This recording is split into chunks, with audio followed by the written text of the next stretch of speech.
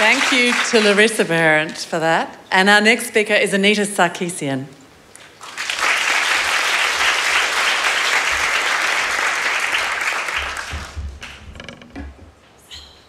Oh, geez, I am so much shorter than that.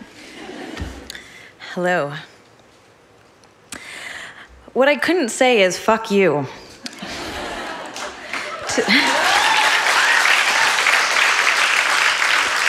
To the thousands of men who turned their misogyny into a game in which gendered slurs, death, and rape threats are weapons used to try and take down the big bad villain, which in this case is me. My life is not a game. I've been harassed and threatened every day for going on 3 years with no end in sight. And all because I dared to question the self-evident, obvious sexism running rampant in the games industry. Nothing about my experience is a game. What I couldn't say is I'm angry. When people who know what I go through on a daily basis meet me in person, they often react with some surprise, saying things like, I don't understand how you aren't more angry. Because I'm just being me. I'm usually kind of charming and nice to people. But I respond saying that I am angry. In fact, I'm furious. I'm angry that we live in a society where online harassment is tolerated, accepted, and excused.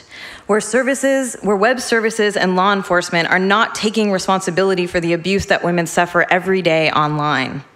I'm angry that I'm expected to accept online harassment as the price of being a woman with an opinion. What I couldn't say is anything funny. Most of my friends would describe me as a little bit snarky and pretty sarcastic, and you can occasionally glimpse this part of my personality in earlier criticism videos, but I almost never make jokes anymore on YouTube.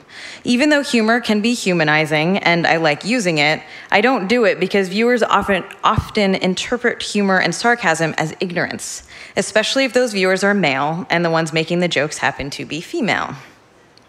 You would not believe how often jokes are taken as proof that I don't know what I'm talking about or that I'm not a real gamer, even when those jokes rely on a deep knowledge of the source material. So as a result, I intentionally leave that more humorous side of my personality out of my current video presentations. I rarely feel comfortable speaking spontaneously in public spaces. I'm intentional and careful about the media interviews I do. I decline most invitations to be on podcasts or web shows. I carefully consider the wording of every tweet to make sure it is clear and can't be misconstrued. Over the last several years, I've become hyper-vigilant. My life, my words, and my actions are placed under a magnifying glass. Every day I see my words scrutinized, twisted, and distorted by thousands of men hell-bent on destroying and silencing me. What I couldn't say is I'm a human being. I don't get to publicly express sadness or rage or exhaustion or anxiety or depression. I can't say that sometimes the harassment really gets to me, or conversely, that the harassment has become so normal that sometimes I don't feel anything at all. The death threats come through on my social media and it's just become a routine. Screen cap, forward to the FBI, block, and move on. I don't get to express feelings of fear or how tiring it is to be constantly vigilant of my physical and digital surroundings. How I don't go to certain events because I don't feel safe, or how I sit in the more secluded areas of coffee shops and restaurants so the least amount of people can recognize me or to see me. I don't show how embarrassed I am when I have to ask the person who recognized me in my local grocery store to please not mention the location where they met me. Somehow we fooled ourselves into thinking that by expressing human emotions, it somehow means that the harassers have won. This false belief is largely because in our society, women are not allowed to express feelings without being characterized as hysterical, erratic, bitchy, highly emotional, or overly sensitive. Our expressions of insecurity, doubt, anger, or sadness are all policed and often used against us.